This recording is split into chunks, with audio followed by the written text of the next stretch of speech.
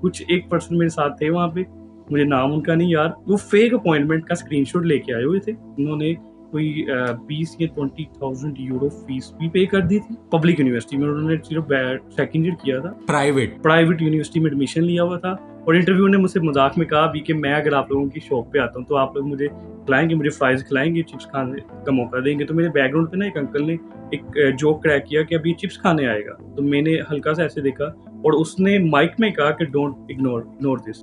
अच्छा, उन्होंने सुन लिया। आप बिल्कुल पंजाब से हैं, पंजाब की जी, अपॉइंटमेंट से सब वाकिफ हैं जर्मनी वाले। आपके बिल्कुल बाकी ऐसे। सारे दोस्तों को लग गए सवा डेढ़ साल पहुंचने में, और आप 6 महीने में जा रहे हो। आप उन लकी स्टूडेंट्स में से हो। एक मिनट, आपका पासपोर्ट खोया, आप फोटो कॉपी करवाने गए हुए थे, तो ये अपॉइंटमेंट से कितनी देर पहले खोया है? 36 घंटे पहले। ठीक है, पासपोर्ट खो गया अपॉइंटमेंट से 36 घंटे में? पासपोर्ट मेरा अपॉइंटमेंट से नहीं, अपॉइंटमेंट मेरी आ चुकी थी, इंटरव्यू से 36 घंटे पहले मेरा पासपोर्ट।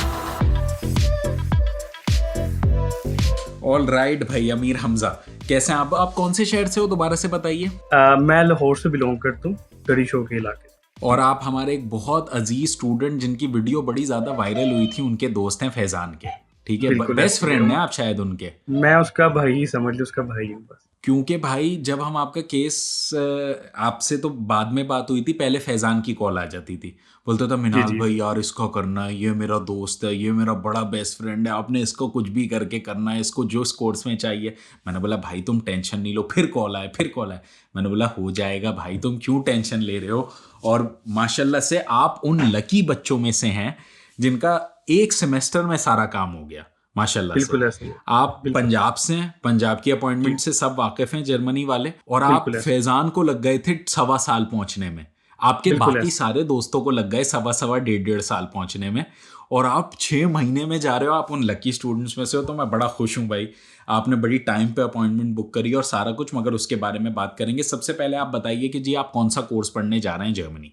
मैं जिस यूनिवर्सिटी में जा रहा हूँ उसका नेम है OTH, और मैं DTM कोर्स के लिए जा रहा हूँ। ठीक है, डिजिटल टेक्नोलॉजी एंड मैनेजमेंट। जिनको नहीं पता मैं उनको बता दूं भाई, ये CS और मैनेजमेंट का बहुत ज़्यादा क्लोजली नेट कोर्स है। ये कुछ लोगों को शौक होता है CS पढ़ने का, कुछ लोगों को शौक होता है मैनेजमेंट पढ़ने का, और कुछ बहुत ज़्यादा स्मार्ट होते हैं जिनको दोनों पढ़ने का शौक होता है। तो अमीर हमजा उनमें से हैं कि जिनको दोनों पढ़ने का शौक है। और आपका डायरेक्ट बैचलर्स में हुआ अमीर हमजा, तो सबसे पहले आप बताइए 13 ईयर्स ऑफ एजुकेशन कहाँ से आई आपके पास? मैंने 14 इयर्स ऑफ एजुकेशन कंप्लीट की हुई है ADB कंप्यूटर साइंस UMT से। UMT हमारे लाहौर में all one of the right, most famous university, अच्छी वेरी यूनिवर्सिटी है। गुड। और और आपके पास मैंने कोई जर्मन आर्ट्स, लैंग्वेज नहीं है बिल्कुल भी, और मेरे आपके पास पास जर्मन आइल्स भी लैंग्वेज नहीं भी है? नहीं है, आर्ट्स भी नहीं है, लेकिन मेरी इंग्लिश फ्लुएंसी अच्छी थी और मैंने कुछ प्रोफेशनल चाइनीज़ के साथ इस तरह काम किया हुआ, इस वजह से मेरी लैंग्वेज बहुत अच्छी थी। तो जब वीज़ा इंटरव्यू के लिए मैं गया, तो मैं इस चीज़ पे सरप्राइज़ था कि उसने मुझसे बस इतना पूछा कि आपकी लास्ट डिग्री इंग्लिश में थी? मैंने उसको कहा जी। और सबसे बड़ी जो मैटर करती है चीज़ वीज़ा इंटरव्यू के टाइम पे, वो ये है कि आपने सबसे पहले जो आपकी ड्रेसिंग है ना, मैंने लोगों को देखा है कि लोग कैजुअल ड्रेसिंग में गए थे, शलवार कमीज़ में भी गए थे। मैं प्रॉपर एक फॉर्मल ड्रेसिंग में टाई वगैरह लगा के एक इंटरव्यू के लिए गया था। आपकी एक शार्पिंग लुक होनी चाहिए। आपने जब बात करनी है तो आपने झुक के नहीं करनी है। अगर माइक उनका इस साइड पे लगा है, आपने ऐसे करके नहीं करना। आपका आई कॉन्टैक्ट उनके बिल्कुल साथ हो। आपने जो आपके दिमाग में आपने पहले ही बात रख के जानी है कि वो किस तरह के क्वेश्चंस आपसे पूछ सकता है। आपने सीक्वेंस में उस क्वेश्चंस को अपने माइंड में पहले ही बिठा लेना। आपसे पहले भी कुछ लोगों का इंटरव्यू होगा, आपने अपनी आँखों को उस पे रखना है कि ये बंदा कहाँ पे कन्फ्यूज़ हो रहा था। ये जो इंटरव्यूअर है किस क्वेश्चन को ज़्यादा फ्रीक्वेंटली कर रहा है। तो जब मेरी बारी आई थी तो उस टाइम पे 1, 2, 3 लोग आ गए थे इकट्ठे, और मैं थोड़ा-सा कन्फ्यूज़ हो गया था कि ये तीनों लोग एक ही टाइम पे आ गए और एक बंदा क्वेश्चन्स कर रहा है, दूसरा कर रहा है, तीसरा कर रहा है।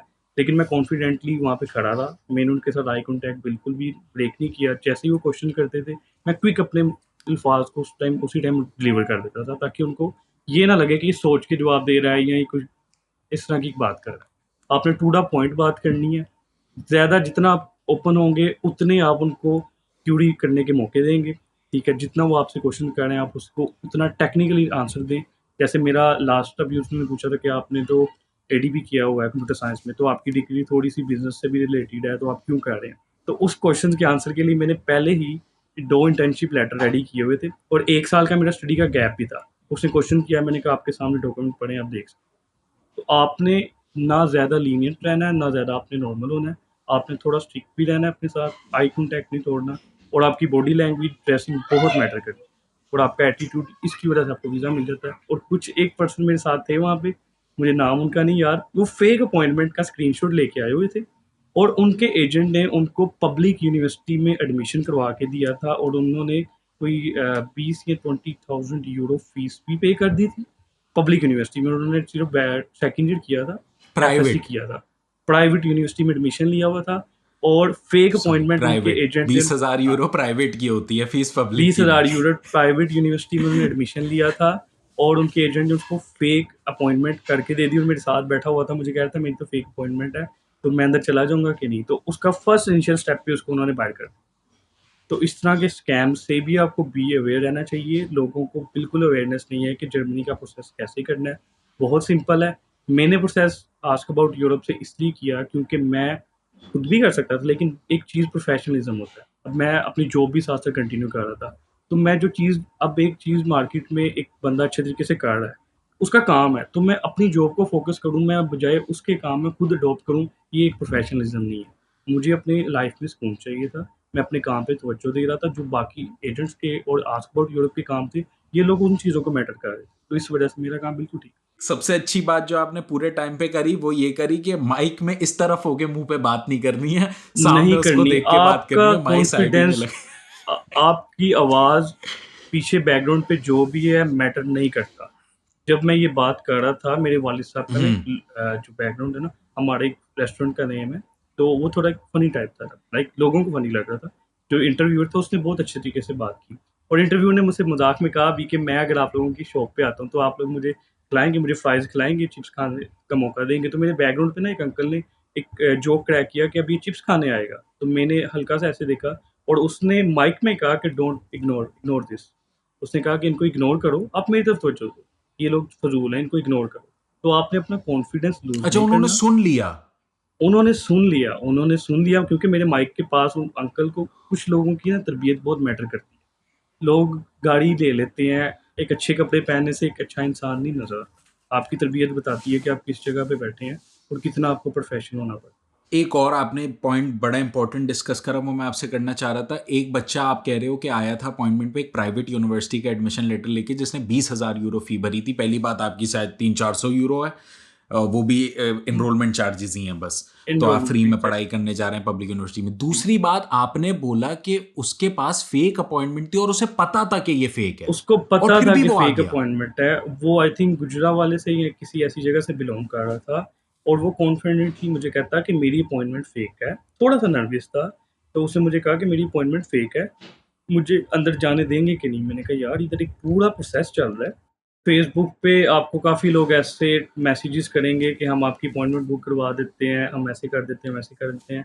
दे गाइज़ ऑल स्कैम। वो आपकी अपॉइंटमेंट बुक ऐसे करवा देंगे कि आपको एक प्रिंट करके पेज दे देंगे और आपको कहेंगे ये आपकी अपॉइंटमेंट है और आपने ब्लाइंडली ट्रस्ट भी कर लिया और आपने चले भी जाना है और आपने अंदर भी चले जाना है, लेकिन वहाँ पे आपको बैक डोर से वापस आना पड़ेगा। आपका टाइम भी वेस्ट होगा, आपका पैसा भी ज़ाया जाएगा और बहुत ज़्यादा प्रॉब्लम्स आपको फेस करनी पड़ सकती हैं। बिल्कुल सही समझ गया मैं।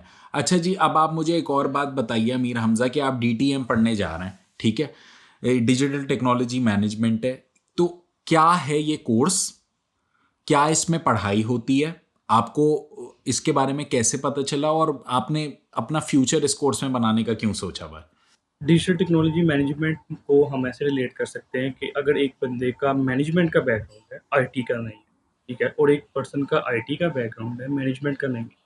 आप इन दोनों को कंबाइन करके एक न्यू डिग्री लॉन्च की है। तो डीटीएम एक मेरे लिए one of the best degree इसलिए साबित हुई कि इसमें मुझे आईटी के फीचर्स भी मिल गए, मुझे प्लस मैनेजमेंट भी मिल गई, जिसकी वजह से मैंने कुछ, मेरा जो आईटी का बैकग्राउंड है, तो उसपे मैंने जो मैनेजमेंट है उसको भी देखा था क्योंकि मैंने जो पहले प्रीवियस जॉब की है, उसमें आईटी मैनेजमेंट में किया। मैं आईटी मैनेजर हुँ, था। हुँ। उसके बाद मैं अभी रिसेंटली एक अच्छी आईएसपी कंपनी है, उधर भी काफ़ी अच्छी तरीके से अपनी ना जॉब की जो जेडीज़ है उनको अच्छी लेके चल रहा हूँ। तो इसलिए मुझे ये डिग्री अच्छी लगी अपने लिए और मैंने इसको सजेस्ट किया।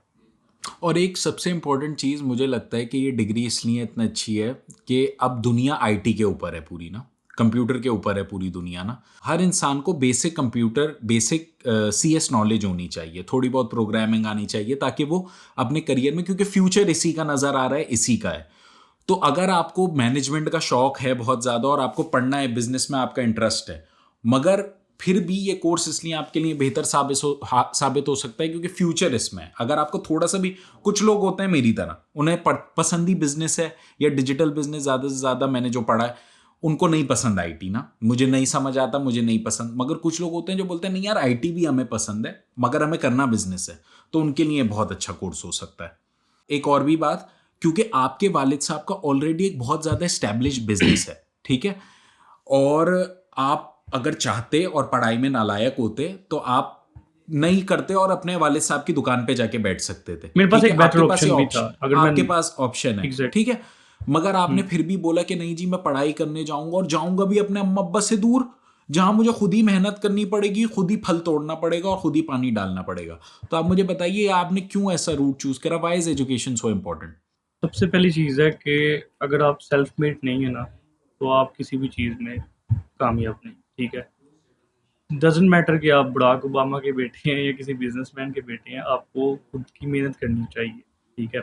अब जैसे वाली साहब का बिजनेस है, डैट्स गुड, उनकी अपनी चीज़ें हैं, लेकिन मुझे अपना नाम बनाना है, मुझे अपनी पहचान बनानी है। नॉलेज दुनिया में हर जगह है, अगर आपने सीखना है तो आप पबजी खेल सकते हैं, आप डिफरेंट बाकी चीज़ें आपको पता चल जाती हैं सोशल मीडिया पे। तो अगर आप अवेयरनेस लेना चाहते हैं तो आपको प्लेटफॉर्म मिल जाते हैं। ऐसी कोई बात नहीं है, अगर हमारे पास पाकिस्तान में अवेयरनेस की प्लेटफॉर्म नहीं है, यूट्यूब तो हर किसी के पास है, हम्म। एंड्रॉयड मोबाइल हर किसी के पास है, वाईफाई का बिल तो सब पे कर रहे हैं। तो यूट्यूब हम्म। को ओपन करें, एक्सप्लोर करें, चीज़ों को देखें, साइकोलॉजिकल क्लासेस को लें, अपने एक्सप्लोयर को बूस्ट करें, अपने माइंड को थोड़ा शार्प करें, देन आप चीज़ें कर लेंगे। हर चीज़ अब एजेंट ने थोड़ी करके देनी है।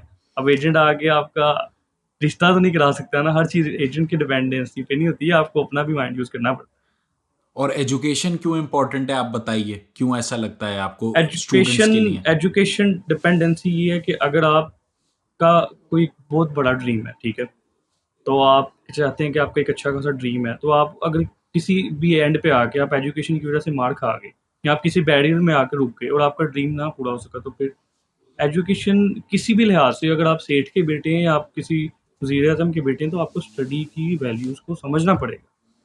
अब वो टाइम गुज़र गया है कि बाप-दादा का बिज़नेस जो चल रहा है, तो मेबी आप पे चलता रहेगा। मेबी मेरे से ज़्यादा बेटर प्लान किसी और का अगर मार्केट में आ गया, तो वो मुझसे ज़्यादा अच्छा कंपैटिबल होगा। वो मुझसे ज़्यादा अच्छी चीज़ों को अडॉप्ट करके मेरा बिज़नेस क्लोज़ कर देगा।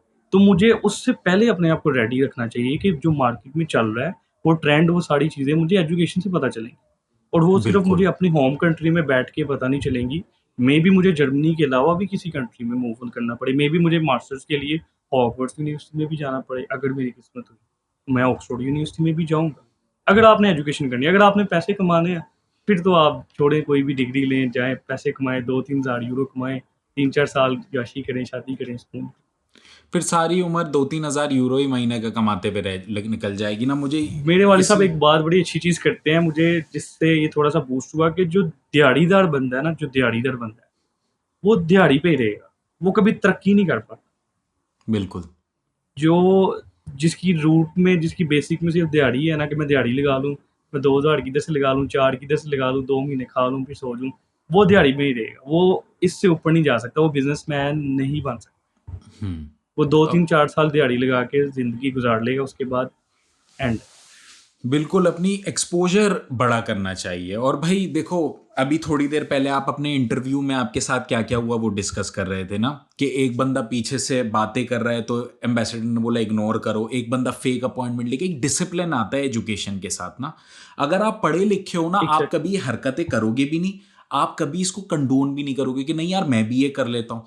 आपको पता होगा कि यार मैं इतना पढ़ा लिखा हूं, मेरे अंदर इतना डिसिप्लिन है, आप और 10 रास्ते निकालने जान सकोगे, क्योंकि आप पढ़े लिखे हो। आपको पता है यार ये ऐसे भी तो हो सकता है, जरूरी थोड़ी है इसी रास्ते से, भेड़ चाल में थोड़ी चलना जब है। भी कोई प्रॉब्लम आती है किसी भी प्रोसेस में, तो आपको 2 मिनट के लिए चुप करके खुद के बारे में सोचना चाहिए कि अब प्रॉब्लम तो आ गई, बजाय मैं किसी को गलत कहूँ या ब्लेम आउट करूँ, क्योंकि प्रॉब्लम्स का मैं अभी ज़िक्र करूँगा कि इस प्रोसेस में हर किसी को प्रॉब्लम आती है, डिफरेंट आती है, मुझे भी आई। लेकिन मैं बजाय किसी को ब्लेम करूँ कि उसने ऐसा किया, इसने ऐसा किया, तो मैंने उसको सॉल्व आउट करने की तरफ देखा कि मैं जितना जल्दी सॉल्व आउट कर सकूँ वो ज़्यादा। क्योंकि आपकी अपॉइंटमेंट में प्रॉब्लम नहीं आई कोई, और आपने पहली दफ़ा में ही इंशाल्लाह। अपॉइंटमेंट आपको मिल गई, क्योंकि बैचलर्स का ये भी हिसाब किताब है कि बैचलर्स वाले फिर भी थोड़ी लेट अपॉइंटमेंट बुक कर सकते हैं, 25-30 मिनट। आपने 25 मिनट बुक करी, हमारे कई स्टूडेंट्स उन्होंने 30-30 31-31 मिनट लेट, 4:10 पे खुली, उन्होंने 4:40 पे बुक करी, उनकी भी अपॉइंटमेंट आ गई। मास्टर्स का हाँ बहुत ज़्यादा है कि वो बोलते हैं 5 से 10 मिनट के अंदर अंदर कर लो। आपने मास्टर्स का बहुत पच्चीस ज़्यादा मिनट इशू ये लेट है कि बुक करी। मास्टर्स के बहुत ज़्यादा लोग बुक करके बैठ चुके हैं अपॉइंटमेंट। डायरेक्ट इंग्लिश के बच्चे कम है, इसलिए उनकी फिर भी आ रही है आधे आधे घंटे बाद भी बुक करने के लिए ना। तो आपका अपॉइंटमेंट में कोई इशू नहीं है, हालांकि आपने 25 मिनट लेट बुक करी थी अपॉइंटमेंट ना, मगर आपकी फिर भी एक ही सेमेस्टर में अपॉइंटमेंट आ और गई, मुझे एक लग ही रहा था कि सेमेस्टर। नहीं आएगी। हाँ, मगर मैंने आपसे बोला था आ जाएगी, कोई टेंशन नहीं लो, क्योंकि बैचलर्स वालों की, मास्टर्स वालों को बहुत जल्दी बुक करनी चाहिए। उनके पास ऐसा टाइम नहीं है कि 25 मिनट या 30 मिनट में इंतजार करें, फिर उनकी हो सकता है ना भी आए, हालांकि आ जाती है बहुत सारे स्टूडेंट्स की। मगर आपको अपॉइंटमेंट के चक्कर में कोई इशू नहीं आया, आपने टाइम पे अपॉइंटमेंट बुक करवा ली, ठीक है। आपको इशू आए, और एग्जैक्टली। जो कि सबसे मेन आपका जो प्रॉब्लम बना था वो था कि आप साहब अपना पासपोर्ट और शनाख्ती कार्ड, पासपोर्ट आप हाथ में लिए बैठे हुए हो, वीजा मैं अब दिखाई दो भाई, पहले वीजा दिखा दो आप अपना, उसके बाद फिर इसका जवाब देना आप।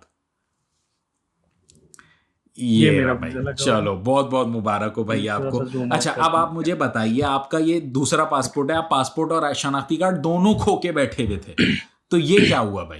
मैं आपको बताता हूँ। सबसे पहले मैं अपने कज़न के साथ ना गया था फ़ोटोकॉपीज़ करवाने के लिए सब कुछ डॉक्यूमेंट्स, ठीक है? तो एक मेरी कुछ इम्पोर्टेंट डॉक्यूमेंट्स थे, जिस तरह मैंने ना अपने पासपोर्ट की ना सिंगल-सिंगल साइड की फ़ोटोकॉपी करवा ली थी। वो एक ही पेज पे आपकी ना फ्रंट और बैक एक ही पेज पे आना चाहिए और साइन होने चाहिए। तो मैंने साइन नहीं किए थे, तो ये सिर्फ़ मेरी फ़ोटोकॉपी रह गई थी और आईडी कार्ड की भी। तो मैं वो फ़ोटोकॉपी करवाने गया, तो उसके बाद मैं एक और शॉप पे गया अपने पास ही सदर में। वहाँ पे ना मैंने काफ़ी ज़्यादा क्राउडेड प्लेस थी और मेरे ट्राउज़र से ना, और जो मेरी फ़ाइल पकड़ी हुई थी उससे मेरा पासपोर्ट और आईडी कार्ड गिर गया और बाकी मैं चीज़ें लेके घर आके बैठ गया कि मेरी चीज़ें कंप्लीट हैं।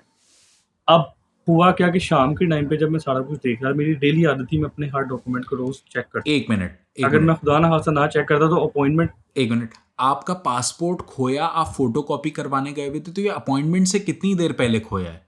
अपॉइंटमेंट से मेरी 36 घंटे पहले गुम हो गया था, ठीक है? पासपोर्ट खो गया अपॉइंटमेंट से 36 घंटे में?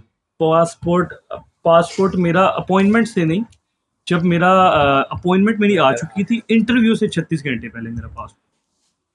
और बताइए, फिर आपका पासपोर्ट खो गया और आप शाम में डॉक्यूमेंट्स खोलने बैठे फिर? अब मैं शाम को आया घर को, मैंने बताया कि सबको बताया कि ऐसे-ऐसे हो गया, सबने घर में चेक किया, सब कुछ किया, नहीं मिला। मैंने कहा बाहर ही गिरा है कन्फर्म है। फिर गाड़ी निकाली, इधर-उधर सबकी दौड़ें लगी, नहीं काम बना। फिर मैं अपने गढ़ी जो मेरा पुलिस स्टेशन है नियर, उधर गया, जाके मैंने रिपोर्ट लिखवाई। वहाँ से मैं रिपोर्ट की फ़ोटोकॉपी पकड़ी। इस्लामाबाद में एक मेरे जानने वाले कुछ हैं, रेफरेंसेस होते हैं बंदे के, वहाँ पे मैंने फ़ौरन जाके रिक्वेस्ट की और एक काफ़ी ज़्यादा क्यू लगी हुई थी 2000 पीपल्स। उनको क्रॉस करके मैंने एक हाई डिमांड पे अपना आईडी कार्ड अप्लाई किया। 24 आवर्स में मेरा आईडी कार्ड मुझे मिल गया। लेकिन उससे पहले एक जो अच्छी चीज़ ये हुई कि रात के 12 सवा 12 बजे मेरी डोर बेल किसी ने नॉक की। रात के सवा 12 12 बजे, और एक पर्सन मुझे बाहर मिला, उसने कहा कि आपका नाम अमीर हमज़ा है? मैंने कहा जी मेरा नाम है। और उसके हैंड में मेरा आईडी कार्ड और पासपोर्ट था, जो मेरा गुम चुका था। और उससे पहले मैंने आस्क अबाउट यूरोप का सर खा लिया था कि अब मैं क्या करूँ, मैं कैसे करूँ? मेरी तो अपॉइंटमेंट आ गई है, मेरा इंटरव्यू है, तो मैं अब कैसे इंटरव्यू पे अपीयर होऊँगा? मैंने न्यू पासपोर्ट के लिए भी कोशिशें करना शुरू कर दी थी, लेकिन पासपोर्ट ऑफिस से ये था कि मुझे मिनिमम मैक्सिमम 36 घंटे चाहिए थे। मतलब कि चाहिए। जिस दिन मेरी अपॉइंटमेंट थी, उसी दिन ये सबसे ज़्यादा फास्ट ट्रैक पे और बहुत ज़्यादा रेफ़रेंस आपका कोई हो, स्ट्रॉन्ग रेफ़रेंस, तो ये है, अदरवाइज़ आपको आजकल पाकिस्तान के पासपोर्ट के हालात भी बहुत बेकार हैं। बहुत ज़्यादा लेट आ रहा है। तो उस टाइम पे मेरे इंटरव्यू से 3 घंटे पहले 3 घंटे बाद मुझे पासपोर्ट मिलना था, वो भी इस्लामाबाद से, रिस्क पे था। तो शुक्र अल्हम्दुलिल्लाह मेरा पासपोर्ट मुझे मिल गया। तो वो मैंने उसी को, फिर मैं वापस गया पुलिस स्टेशन। ये चीज़ बहुत इंपॉर्टेंट है कि अगर आपने अपने मिसिंग डॉक्यूमेंट की एफआईआर कटा दी है, तो आप वापस जाएँ, ताकि वो एफआईआर का डेटा अपडेट होने से पहले-पहले ये ना हो कि आपका जो मिसिंग डॉक्यूमेंट है उसको वो एक्सपायर्ड कर दे। ये भी आपके वीज़ा के अंदर इश्यू ला सकता है। तो बिल्कुल, मेक श्योर करें डेफिनेटली, कि ये मेरा आपने अगला जो एफआईआर सवाल था, मगर आपने खुद ही करवाई थी, जवाब वो दे आप दिया फ़ौरन इसका। जाके एफआईआर को कैंसल करवाएँ। हाँ, तो आप अपना एफआईआर को कैंसल करवाएँ। आपका जो मिसिंग डॉक्यूमेंट है उसकी बता दें कि मुझे मिल गया है, लेकिन आईडी कार्ड मैंने अप्लाई कर दिया था और उसकी फ़ीस भी जमा करा दी थी, तो मेरा वो जो आईडी कार्ड मेरे हाथ में था, वो मेरे लिए वेस्ट था। तो मुझे हाँ। न्यू आईडी कार्ड के साथ ही पेयर होना था। तो मेरा ऑलरेडी आईडी कार्ड बन चुका था, तो जिस दिन मेरा मैंने निकलना था अपने इंटरव्यू के लिए, तो उससे 1 दिन पहले ही शाम को मुझे आईडी कार्ड मिल गया था और मैं इस्लामाबाद के लिए चला गया। न्यू आईडी कार्ड के साथ, आपने पुराना आईडी कार्ड नहीं लेके जाना। हाँ, पुराना आईडी कार्ड तो आपका बेकार हो गया ना। फिर एफआईआर कटने के बाद वो एफआईआर अगर आपको पासपोर्ट मिल जाए तो वो एफआईआर कैंसिल करवाना लाजमी है। मेरे साथ भी यही हुआ था। मैं जब वीज़ा इंटरव्यू था, मेरे कोई 8-10 दिन लाज़िम। बाकी रह गए थे, तो मैं एफआईआर कटवा दी थी और फिर दराज में से पासपोर्ट निकल आया था। मगर तब तक मैं नया पासपोर्ट अप्लाई कर चुका था। तो नया पासपोर्ट अप्लाई कर चुका था, फिर मैं वो पासपोर्ट ऑफिस गया, उन्होंने ठीक, बोला नहीं आपके अब पास कुछ भी टाइम नहीं था, हो सकता। आपके पास टाइम हाँ, था। हाँ टाइम था, मगर वो फिर मैं इसलिए, ये आपने अच्छा पॉइंट डिस्कस किया कि वो फिर कैंसिल नहीं हो सकता था क्योंकि मैं नया अप्लाई कर चुका था, तो नया लेके गया मैं। पुराना भी एग्ज़ैक्टली, आपने साथ था फीस मेरे। पे कर दी। जब आप फीस पे कर देंगे तो फिर आपका वो कैंसल नहीं हो सकता। गुड हो गया। अच्छा भाई, अब मेरा फाइनल सवाल आपसे, आस्क अबाउट यूरोप के साथ आपने तकरीबन 6 महीने से आप प्रोसेस कर रहे हैं, तो अगर आप हमारे बारे में कुछ कहना चाहें। सबसे पहली चीज़ ये है कि आपको मेरा इतना फीडबैक देने का मकसद ये था कि लिजिट, सबसे पहले आप लोग लिजिट है, क्विक रिस्पॉन्स है। जहाँ पे आप रिस्पॉन्स अगर नहीं देते तो उसकी एक रीज़न होती है, आप बैक एंड पे कोई काम कर रहे होते हैं। अगर मैं पैनिक होके आपको मैसेज पे मैसेज, मैसेज पे मैसेज करता जाऊँगा, ना तो मेरा कोई सॉल्यूशन निकलेगा, ना आप कोई मेरा काम कर सकते। तो सबसे पहले पेशेंस आपको खुद रखना पड़ेगा। हर चीज़ एजेंट ने नहीं करके देनी, हर चीज़ आस्क अबाउट यूरोप की रिस्पॉन्सिबिलिटी भी नहीं। आपको अपनी questions answer each and everything अपनी खुद से माइंड स्ट्रैटेजीज़ को बिलो करना पड़ेगा कि आप किस तरह अपने क्वेश्चंस को, किस तरह अपनी डिफ़िकल्टीज़ को कैसे निकलते हैं, ठीक है? और सबसे बड़ा कंट्रीब्यूशन जो गाइडेंस है, वो मुझे आपकी तरफ से बहुत अच्छी मिली और मैं बेहतर आगे भी अपने फ्रेंड्स को सजेस्ट करूँगा कि वो आपसे प्रोसेस, क्योंकि गाइडेंस बहुत ज़्यादा इंपॉर्टेंट है ये सारे प्रोसेस में, और पेशेंस। ये 2 पेश। चीज़ें अगर आपके पास नहीं है तो मैं कहूँगा कि आप किसी भी एजेंट के पास चले जाएँ। किसी एजेंट के पास ना जाएँ क्योंकि मार्केट में बहुत ज़्यादा स्कैम हो रहे हैं, वो मैंने आपको पहले एक्सप्लेन कर दिया है। हाँ। रियल टाइम एग्ज़ाम्पल्स मैं देख चुका हूँ, हाँ। ठीक है? तो अगर खुद प्रोसेस कर रहे हैं, दैट्स गुड, करें। फेसबुक पे भी काफ़ी कम्युनिटी पेजेज़ हैं, आप कर लें। लेकिन बेहतर है कि एक चीज़ आप प्रोफेशनलिज़्म से करवाएँ और एक चीज़ आप खुद करें, उसमें टाइम लगेगा। तो बेहतर है कि आप अपनी बाकी चीज़ों का फ़ोकस करें और ये जिनका काम है उनको ही करने दें, उन पे ही अच्छा लगे। वरना जितने माशाल्लाह से आपके साथ मसाइल अपॉइंटमेंट का मैं हैरत हूँ, पहला बंदा जिसका अपॉइंटमेंट, पहला तो खैर नहीं, ऐसा बंदा जिसका अपॉइंटमेंट का पहले कोई आप भी मसला हैं, नहीं दूसरा आया और बंदा मैं उसके हूँ। बाद इतने सारे और मसले आ गए। तो अच्छा हुआ कि आपने किसी से काम करवा लिया। आस्क अबाउट यूरोप से आपका बहुत बहुत शुक्रिया।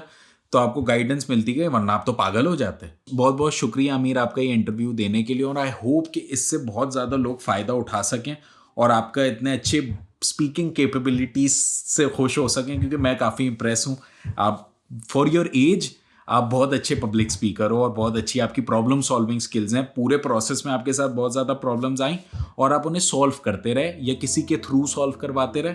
तो मुझे आपकी स्ट्रैटेजी बड़ी अच्छी लगी प्रॉब्लम सॉल्विंग की, और आई होप कि आप लोगों को बहुत ज़्यादा अच्छा लगा हो ये इंटरव्यू अमीर हमज़ा के साथ। और अगर आप लोगों को ये समझ आया तो please consider liking and subscribing the video and the channel, और किसी एक बंदे के साथ ये इंटरव्यू शेयर कर दें ताकि जिसको इसकी ज़रूरत हो, जो ये प्रोसेस कर रहा हो आपके जानने वाला, ताकि उसको बहुत फ़ायदा हो सके इससे और वो डिफरेंट प्रॉब्लम से बच सके और उसको सोल्यूशन मिल सके उसे। तो आई सपोज आज के लिए इतना ही, फिर कल मिलते हैं ना। पीस आउट कर दो अमीर हमज़ा।